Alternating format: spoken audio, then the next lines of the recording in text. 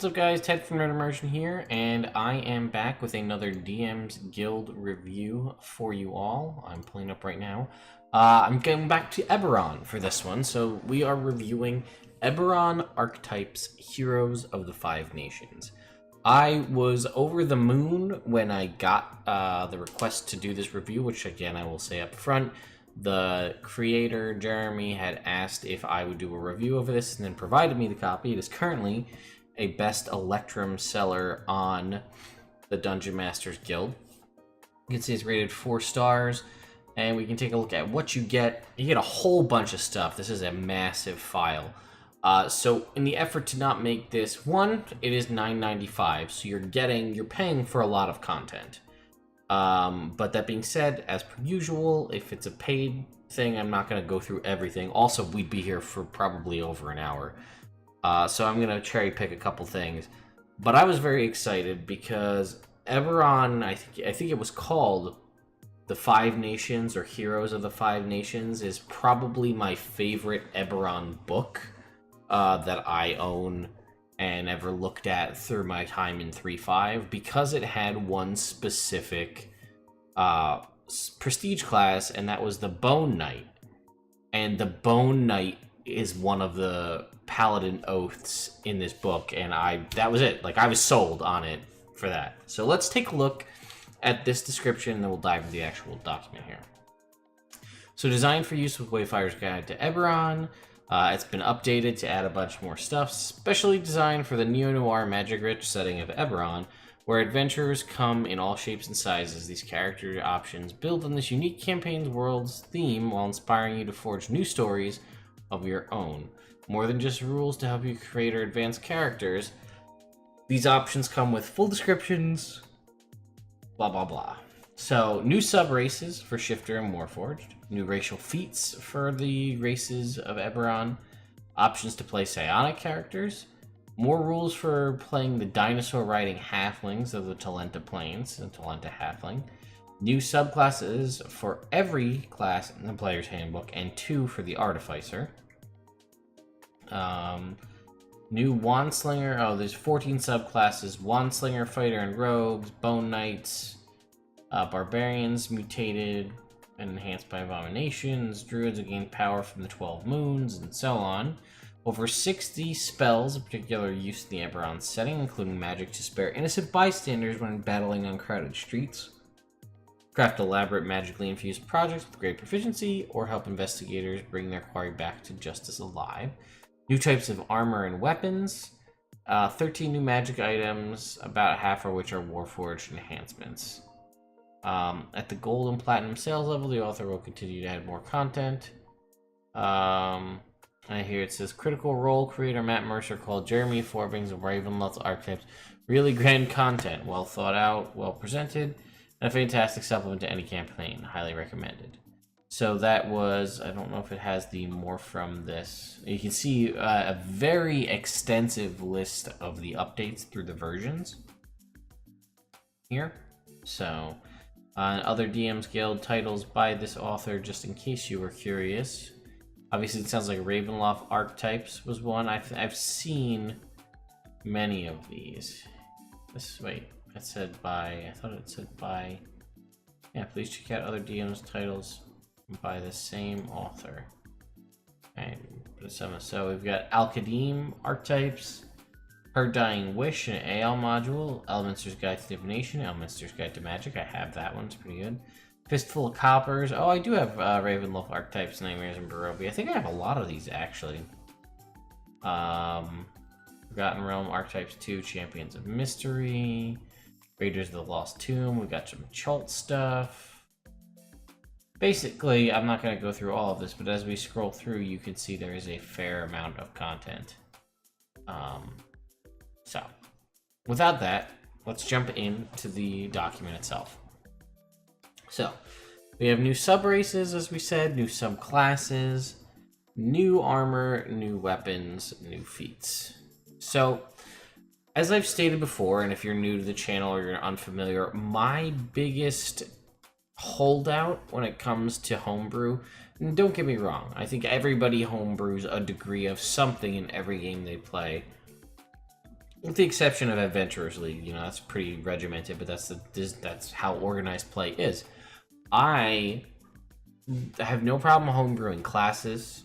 Items are a thing I'm very proud of that I create. Even feats to an extent, and races. But for whatever reason, spells is the one I don't like to touch. I don't know why. I don't know if I have any good particular reason for that. But I don't like homebrewing spells in 5th edition. I feel like it's hard to design them and keep them balanced just due to the breadth of spells that already exist. And just personal preference, I sort of kind of don't focus too heavily on like homebrew spells that I come across in other, you know, other people's creations. So unfortunately, in that mindset, a lot of these different subclasses have access to a lot of the homebrew spells that are created in this document itself, the over 60 spells that are in here. So I just want to put that out up front. But let's take a look into our subraces, right? So let's take a look at our shifter here. We'll take a look at World Cup 1 right here. As a Gore Brute shifter, your instinct is to charge right at your play, leaving you vulnerable for subsequent attacks. +2 to strength. And reminder that this is the shifter from Wayfarer's Guide to Eberron, not the original one released way back, the very first Unearthed Arcana. So proficiency in intimidation, and while shifted, your walking speed increases by 5 feet. If you move at least 20 feet towards a creature on your turn, you can use a bonus action to make a gore attack against that creature. It's a melee attack with which you are proficient. Strength for attack and damage, deals a d8 piercing. If the target is your size or smaller, they must make a strength saving throw, or be knocked prone. If the attack misses, attack rolls against you are rolled with advantage until the beginning of your next turn. So this is clearly like a werebore based shifter. I think it's cool. I like the additional movement speed. I like the idea of the gore attack. I'm not sure how I feel about it doing a d8 damage. I'm okay with, obviously, with it doing some sort of damage, but a d8, I don't know, it just seems like it's a lot, but it is predicated by 20 feet of movement, so I guess it's probably not that bad. And I do like that if you miss, basically rolls against you are made an advantage because you put yourself out there, you overextended, and you missed. Ooh, sorry guys. So for Warforged, we'll go with this Tactician here. +2 intelligence for your Warforged. As a bonus action, you can choose an ally that can hear you within 30 feet and allow them to use their reaction to take the dash or disengage action. Once you use this trait, you must finish a short or long rest to use it again. In tactical analysis, you add a bonus equal to half your proficiency bonus rounded down to all your ability checks for initiative. Whenever you make a dexterity check for initiative, you can choose to make an intelligence check instead. I'm not sure how I feel about that ability, giving proficiency bonus related stuff tied to a race, but it is what it is. Talenta halflings, not too much, right? They're a wisdom one, which is nice. The +2 dex, +1 wisdom. Mounting and dismounting a creature costs you 5 feet of movement, and whenever you make a wisdom check regarding dinosaurs, you are considered proficient on the skill and I double your proficiency bonus. Excuse me. So, as I said, there's a ton of classes. A lot of these are tied to being, I feel like they're very focused on being like Warforged and stuff like that. So, rather than go through and read some of these, we'll see if we can scroll down to like a Cleric or something. A Bard. Still on the Bard here. Cleric. See, a lot of these are homemade. Bastion of Clarity, Abolish Shadows. Those are all spells created in this book. So I understand. I completely recommend, if you're going to do this kind of stuff, to kind of promote your own content from within your content like they're doing. Like, you got to check to the end in this book to see what those spells do. But like I said, I'm not a fan of homebrew spells. Just personal pet peeve of mine. So what we'll do is we'll jump down through all these to the one that I really care about, which is the, where is it? Bone Knight. Oath of Bones. So Alright, let's take a look at what you get. Sorry, there's a fly down here. But what you get here, so you another reason that I really like this is all of the spells are spells that are contained within the player's handbook or Xanathar's guide. So no real having to worry about passing your, or convincing your DM to allow you to use homebrew spells. So we talked about the spells already, but just as a recap, no homebrew spells. So your Channel Divinity, every paladin gets a Channel Divinity option, similar to a cleric at level 3, and usually get 2 options, and this is a short rest recharge. So something, we'll get to it, is a little bit different here, right? So you control undead. As an action, you target one undead creature you can see within 30 feet. The target must make a wisdom saving throw. On a failed save, the target must obey your commands for the next 24 hours or until you use the Channel Divinity option again. An undead whose challenge rating is equal to or greater than your paladin level is immune to this effect. So it says on a failed save, they must obey your commands. That is pretty good. That's actually great.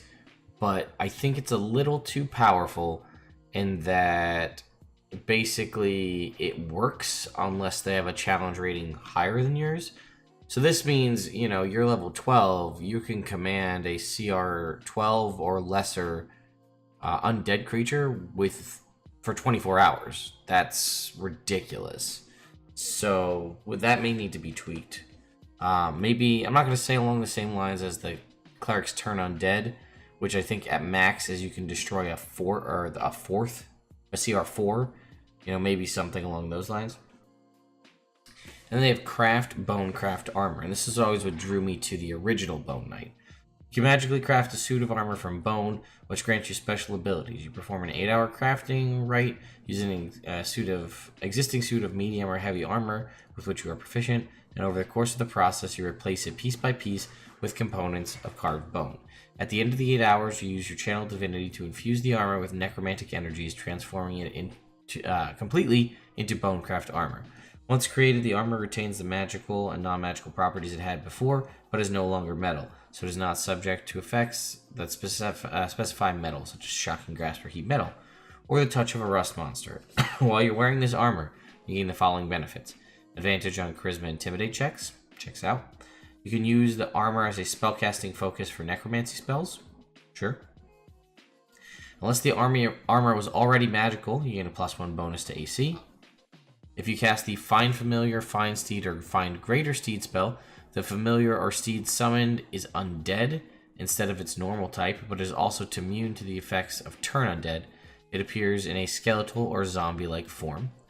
If an undead creature targets you directly with an attack or with a harmful spell, unless it is an area of effect that happens to include you, that creature must succeed on a Wisdom saving throw. On a failed save, the creature must choose a new target or forfeit targeting someone instead of you, potentially wasting the attack or spell. On a successful save, the creature is immune to this effect for 24 hours, and undead is also immune to this effect for 24 hours if you target it with an attack or harmful spell. And if you are 11th level or higher, you are resistant to necrotic damage. Once you create this armor, it retains its Bonecraft enchantment until you use the Channel Divinity option again, or someone else attempts to don it. When you create a new suit of Bonecraft armor, any previous suits of Bonecraft armor you created are destroyed. So it seems like it should be more of a class feature and less tied to Channel Divinity. I feel like that was just because they wanted to give you Bonecraft armor. They needed to tie it to something, and they wanted to give it to you early, otherwise it's kind of a waste. So that's why it's tied to Channel Divinity. Don't get me wrong, that was one of my favorite parts about the class originally. I just don't know if it fits in Channel Divinity, and I don't really have a better option to tell you where it should go. At 7th level, you get Aura of the White Banner. You have an aura, granting friendly creatures within 10 feet of you, or within 30 feet if they are undead, advantage on Wisdom, Charisma, and Intelligence, Wisdom, and Charisma saving throws. At 18th level, this aura increases to 30 feet or 60 feet for friendly undead. Friendly undead creatures within the aura also add your proficiency bonus to their damage rolls. When you cast Animate Dead, if there is more than one corpse or pile of bones within this aura, you can target one additional corpse or pile of bones, creating another zombie or skeleton as appropriate. If you wish, when you cast Animate Dead, instead of creating a new undead creature, you can take over control of an existing zombie or skeleton within the aura, just as if you had created it, as long as the zombie or skeleton is under another creature's control, and the controlling creature is willing to let you assume control. This again seems like a remnant of the original class. That's a lot to put under the aura. I think the whole first piece, you know, this up until the when you cast Animate Dead part, that's a cool feature as well. The when you cast Animate Dead, and I'm fine with that. I mean, but Necromancy Wizards get that, and that's like one of their whole features, and this is tacked onto the aura, so I think just the aura would be okay. At 15, Field-Marshal of Death. You gain 2 new options for your Channel Divinity. Again, typically, as a Paladin, you just get the Channel Divinity at 3, and then it never comes back. You don't get any new options. This is a little bit different, so I thought it would be interesting. You could make a Bonecraft weapon. Transmute 1 weapon of normal materials into magical bone by performing a special ritual while you hold both the weapon and a quantity of bone with the same weight. You perform the ritual over the course of 1 hour, which can be done during a short rest. At the end of that hour, you use your Channel Divinity to merge the weapon and the bone material together with transforming necromantic energies. You gain the following benefits while wielding the weapon transform with the ritual. You cannot be disarmed of your bone weapon unless you're incapacitated, and if the weapon is on the same plane of existence, you can summon it to your hand as a bonus action. So that's ripped from the Eldritch Knight. If you move at least 10 feet in a straight line before attacking a creature and you hit it with a weapon attack using your bone weapon, you can force the creature to succeed on a strength saving throw or be knocked prone. This only affects creatures of your size or smaller unless you are mounted, in which case it affects creatures of your mount size or smaller. I would just nix that whole piece. Doesn't really fit. Anytime you inflict bludgeoning, piercing, or slashing, or radiant damage, you can choose to inflict necrotic damage instead. I like that. And when you hit a creature with a weapon attack, the creature takes an extra 1d6 necrotic damage if it's below its hit point maximum. You can deal this extra damage only once per turn. I'm okay with that. Just lose the knock prone piece because I think it's just too much. Since the weapon is magically transformed to bone, it's no longer subjected to things like heat metal or the touch of a rust monster. The weapon stops being a bone weapon if you die, if you perform the 1 hour ritual on a different weapon, and so on. And the other option was Fill the Ranks. When you slay a humanoid, you can use your Channel Divinity as a reaction to cause its spirit to rise from its corpse as a wraith, per the monster manual. When the wraith appears, it gains temporary hit points equal to half your warlock level. It says half your warlock level because this is a direct rip from the Hexblade Warlock. Roll initiative for the wraith, which has its own turns. It obeys your commands, blah, blah, blah. I think it's too much. I think 2 options of 15 is just like, this is, everything would be very powerful if you had all this. So I would lose that. Again, Fill the Ranks was also something you got in 3.5 for the class. Like, all of these are very reminiscent of that. So I would nix Fill the Ranks. And then at 20, Exoskeleton of Undeath. Your Bonecraft armor fuses to your body, becoming a part of you, and it cannot be removed without killing you. Also, as an action, you draw upon the Bonecraft armor's power to empower yourself with necromantic energies, gaining the following benefits for a minute. You are immune to cold, necrotic, and poison damage, and have resistance to non-magical bludgeoning, piercing, and slashing damage. You're immune to exhaustion and the charm, frighten, paralyze, and poison condition. When you use your action to cast an oath spell or necromancy spell during your turn, you can make 1 additional attack as part of that action. Once per turn, when you inflict necrotic damage, you can use a bonus action to regain hit points equal to half the necrotic damage inflicted. Once you use this feature again, you can't use it again to finish a long rest. And for this, I think I would just lose the condition immunities or lose the damage type immunities. I think that's a lot. I know the 20th level paladin abilities give you a lot. I just think it might be just a tiny bit too much. Okay, so that was the Oath of Bones Paladin. So I believe that was pretty much the one class I wanted to show you guys. Because I didn't want to give away too much. There might have been a rogue. Is this the rogue?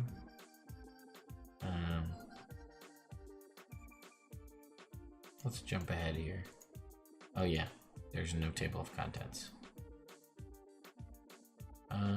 Yeah, so we'll just go with that one class option. And I think there's a bunch of magic items here at the end. Some new options for the Artificer, which is tricky because the Artificer itself needs to be fixed entirely. Alright, so we have new feats.